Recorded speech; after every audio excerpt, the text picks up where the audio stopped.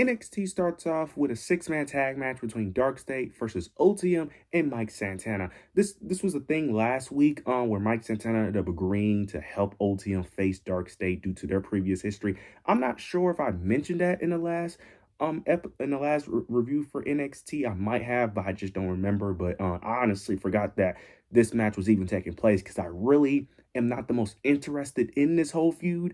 But nonetheless, this was a fine match. It was a solid opening match. Nothing too major really happened here. OTM, Mike Santana picked up the victory. OTM is getting really over in the tag team division, which is kind of shocking, to be honest with you, because I don't know what changed that made them this over with the crowd.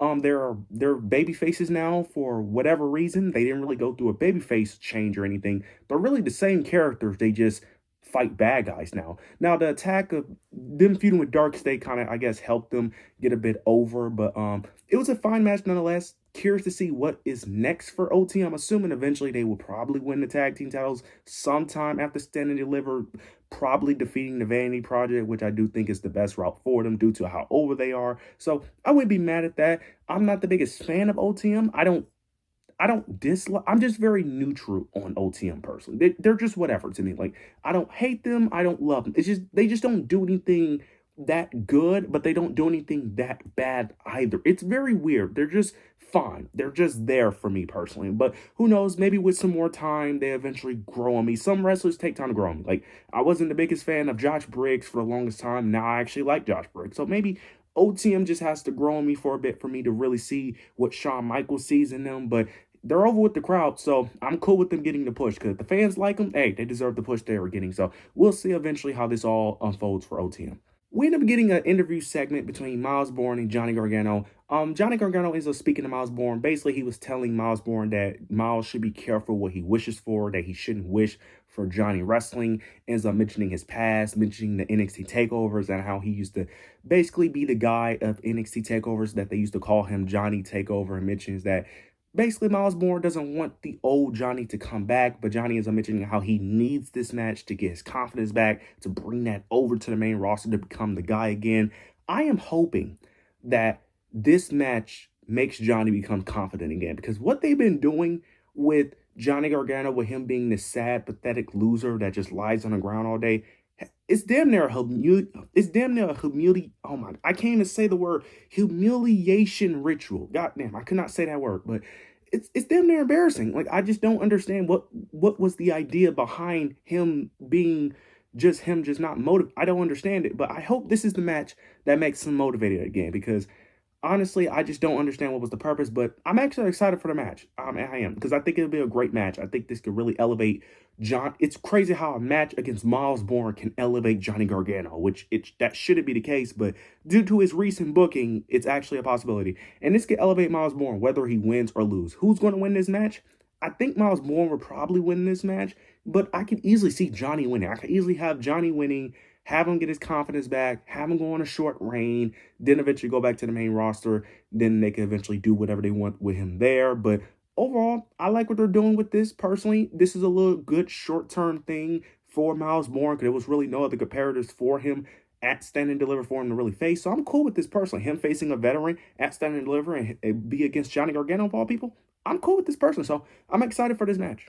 We end up getting a number one contendership tag team match between Los Americanos versus Birthright. They was doing a tag team tournament for the past 2 weeks, I want to say. It was a very short tournament, really. It wasn't that many. Well, to be fair, it's an NXT tag team title, so it's not that many teams to go around. But the finals is Los Americanos versus Birthright, which I am still confused on why this is the finals. Now I know Ilya LaFleur got injured, which was very unfortunate, because I think they was the best team. I think Eli Knight and Ilya LaFleur would have been the best team. Personally, that would have been the best team to face Vanity Project. Now you have two heel groups going at it at Stand and Deliver, which is very confusing. It's the match that I'm the least excited about. But Los Americanos do end up picking up the victory. They end up getting the help of a Grande Americano, cause a distraction. Then they end up using, the little pieces, the little metal piece they put into their mask, headbutt their opponents, pick up the victory. So it's Vanity Project versus Los Americanos for the NXT Tag Team titles at Stand and Deliver. I'm cool with this match. I mean, I don't love it. I really wish Ilya LaFleur didn't get injured. I don't even know if they would have been in in the finals of this to be able to compete, but I do think they would have been the best option here. Or Hank and Tank, honestly, to have a heel babyface dynamic. But Los Americanos were getting cheered in this match, so maybe they would get cheered at standard. I don't know. We'll see how that plays out due to me being there, due to me going there. So I will get to experience it live to see whether or not they get cheered. But overall, Los Americanos are going to face Vanity Project for the NXT Tag Team titles. Not really excited for it, but it is what it is. We'll see how that match unfolds. Moving on, we end up getting a singles match between Jada Parker versus Kalani Jordan. This ended up becoming a thing on the recent episodes of NXT due to this originally started out with Thea Hale, with Kalani approaching Thea Hale, then Jada Parker coming to defense of Thea Hale. Thea Hale and Kalani had a match. Then Kalani, of course, attacked Thea Hale. Jada Parker tries to make the save. So this is where this match become a thing. Jada Parker picked up the victory. It was a solid match overall. Later in the show, though, we end up getting Kalani attacking Jada Parker. So they're clearly going to continue this feud. I kind of wish they would have put this on the Stand and Deliver card. I was hoping because Jada Parker is going to miss Stand and Deliver, which is very unfortunate due to how over she is, because she got an amazing pop tonight. She got the biggest reaction on the entire show. She got an amazing reaction. But nonetheless, it is what it is. Kalani and Jada, I hope they continue this feud. I hope this is big things for both women. I hope this actually leads to something for both women, whether it's a title, something. But I hope it leads to something for both women, because both women are amazing. They've been doing some great work for the past year. So I hope it does lead to something. Hopefully it leads to a big push for both women. But Jada Parker does pick up the victory here. Kalani attacks her after the match, continuing that feud. So we'll see eventually how this feud will continue on next week's episode of NXT. Who knows? Kalani may get a victory over Jada Parker by cheating, some type of shenanigans, and then eventually, who knows, they may lead to the next pay-per-view. I don't know the next PLE after Stand and Deliver, so I'm assuming that's where they're going with this Jada Parker Kalani feud. This is eventually going to lead to the PLE after Stand and Deliver. So we'll see how eventually this unfolds. But I am very interested in this. We end up getting the NXT Championship contract signing between the men, between Ethan Page, Joe Hendry, Ricky Saints, and Tony D'Angelo. It starts off with Joe Hendry. Joe Hendry ends up mentioning the friendship of Ricky Saints and Ethan Page, mentioning that their friendship isn't going to last, it's going to implode at Stand and Deliver due to both guys are not willing to allow the other one to win the NXT Championship, and they're both way too desperate to win the NXT Championship. And then he ends up saying that he's not desperate to win the match. He is passionate to win this match. He's passionate about being NXT Championship. He's passionate about doing it for the fans, and that he's going to stand tall in the end. Then Ricky, Ethan Page, they both say they're graced about, eventually becoming two-time NXT champions. Tony D'Angelo intervened. He ends up taking a dig, taking a little jab at each opponent. He ends up mentioning that Ricky was supposed to be the next superstar, be the top guy of the brand. But ever since he came here, he's just been a huge disappointment. He's a huge flop. Ethan Page, he ends up mentioning Ethan Page, ends up saying that he won the NXT title very quickly, but he also lost it very quickly as well. Then he eventually moves on to Joe Hendry. He basically ends up saying that Joe Hendry just can't be this internet sensation in order to win the NXT championship, that he actually going to have to put in some work to actually compete in the ring. And then he ends up saying that Joe Hendry is an outsider, where he started his career at NXT. Then eventually they all signed the contracts. Then Tony D'Angelo ends up giving Mr. Stone a warning of telling him how he knows how these contract signing works, and he needs to just get out the ring, which I thought was hilarious, that Tony D'Angelo kind of broke the fourth wall a bit by telling us that, look, we know that this is going to end in a brawl, which it did. It ends in a brawl. Tony and Joe Hendry Tony put Ricky Saints through a table, and I think Joe Hendry put Ethan Page through a table. Ethan Page put Joe Hendry to a table, and then Tony D'Angelo and Ethan Page started brawling, and it just cut away. I like what they did here. I'm excited for this match. This is a pretty unpredictable outcome, because I could see either guy winning, honestly, because Joe Hendry, as popular as he is, NXT, Shawn Michaels has no problem of taking a title off of a person very quickly. He's done this with people before. He done this with Trick Williams when people thought he was going to have a long reign. Shawn Michaels has no problem taking a championship off of someone and putting it on someone else very quickly, even if they're extremely over. He has no issue doing that at all. So I wouldn't be surprised if Joe Hendry lost. I could see either guy winning. It wouldn't shock me if Ethan or Ricky become two-time champions. Wouldn't shock me if Tony D'Angelo finally wins the championship. Personally, I want Ethan Page to win this, personally. Ethan Page is just the most interesting option. Now, I think he should be on the main roster, but I don't know if they have plans for him on the main roster. So if they don't have no plans for him and they want him to stay in NXT, I'm not going to be mad at if we get Ethan Page for more time in NXT, because Ethan Page is fucking great. Ethan Page is amazing. So him holding that NXT championship, plus they could tell the story of him and Ricky constantly trying to be friends even afterwards, but only causing more friction in their friendship. I think it's an interesting narrative. So I'm actually very interested to see how this match plays out. Unfortunately, I do think this is the main event, which is kind of sad for me to say unfortunately, because this shouldn't be the main event of Stand and Deliver, if I'm being honest. The matches that should be the main event is the women. I'm going to be honest with you. So Ruka and Zarya or Jacy Jayne for the NXT Women's Championship should be the main event personally, but they said this was going to be the main event, which I get why it's the NXT Championship, but I just think the other stories that I named, the other matches are more important in my personal opinion. But we'll see eventually how this match unfolds at Stand and Deliver. We end up getting Blake Moreau and Tatum Paxley. They end up having a promo segment together. Starts off with Blake Moreau. She has the North American title. She stole it from Izzy Dane. Not from Izzy Dane, from Tatum Paxley. Tatum Paxley is trying to get the title back.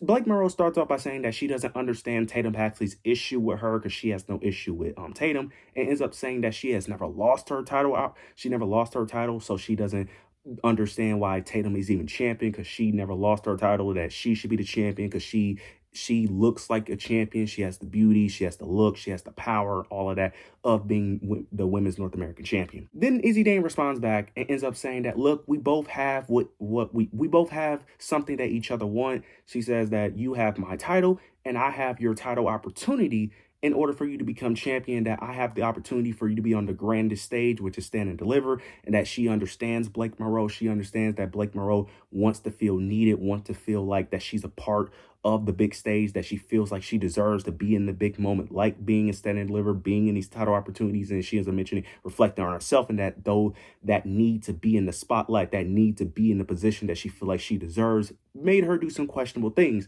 Then Blake responds, he's up saying that they're not the same, they're nothing alike, and Blake tried to play some mind games. She ends up agreeing to the match at Stand and Deliver, but she tried to play some mind games to keep the title, but Tatum wasn't going for it at all. She tries to get her title back. They have a brawl. Tatum gets the upper hand, but unfortunately, Blake was able to keep the title. So Blake will be walking in as North American champion, just not actually the champion. So I do like what they're doing here. This is similar to AEW, what they did with MJF and Jay White like 2 years ago, if I'm not mistaken. Jay White stole the championship from MJF, so they're doing a similar story here, which I do like.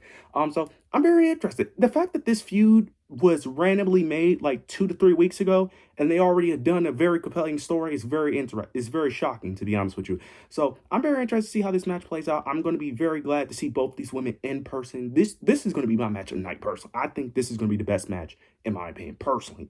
This or the Jacy Jayne women's NXT match, but this match right here, I think is going to be amazing. So I'm very excited to see how this match plays out. And honestly, I can see either women winning, and I wouldn't be mad at either women winning, honestly, to be honest, because both women deserve a run. Personally, both women deserve a North American Championship run, so we'll see how eventually this unfolds, but this has been a really good view in a short amount of time. We end up getting the main event, Lola Vice versus Kendall Gray, #1 contendership match for the NXT Women's Championship. This was a really good match, really solid match.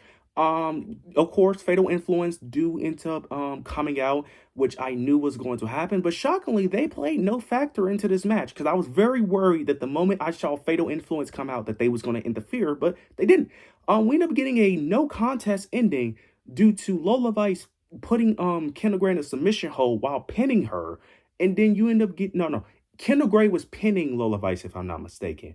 But Lola Vice had her in a submission hold at the same time. And Kendall Gray ended up tapping out as the pin was going. And then that caused controversy. Another referee came out, said that Kendall Gray tapped out. The other ref said he counted 3. Shawn Michaels comes out, and that's how we end the show. So we don't even know who Jacy Jayne is facing. Now, we all could put our brains together and know this is going to be a triple threat match.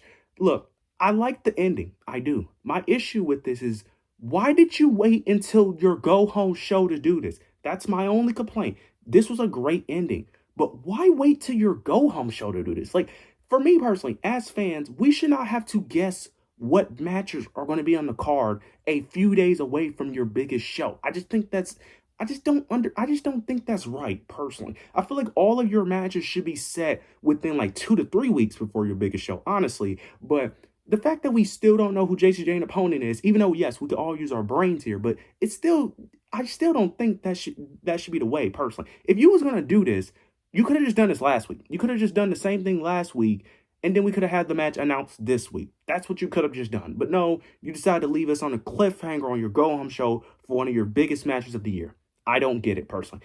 Also, this is going to be a triple threat now, so my thing is, why? Because if this is going to be a triple threat, does that mean JC is retaining here? Because in my opinion, if the goal is for JC to lose, why make it a triple threat of all things? Because I think JC should put over the person that she's going to lose against. So if this is just to protect JC to not have her get pinned, I think that's the wrong choice. JC should get pinned if you're going to have her lose anyway. But this is questioning me to think that she's probably going to retain here, honestly. So this could go either way now, because this does make it a bit more unpredictable, which I do like. So I don't mind the triple threat, honestly, because it does make it more unpredictable. Because if it was a 1v1 match, I would have just assumed JC was losing. But now I can see JC winning, honestly. So very interested to see how this plays out. Now, I know some people are debating whether or not did Kendall really tap out, or now some people are saying that Kendall didn't tap out. She didn't tap 3 times. Look, WWE flip-flops with this rule. Sometimes you tap 3, sometimes you don't. Sometimes the referee immediately counts it as a tap out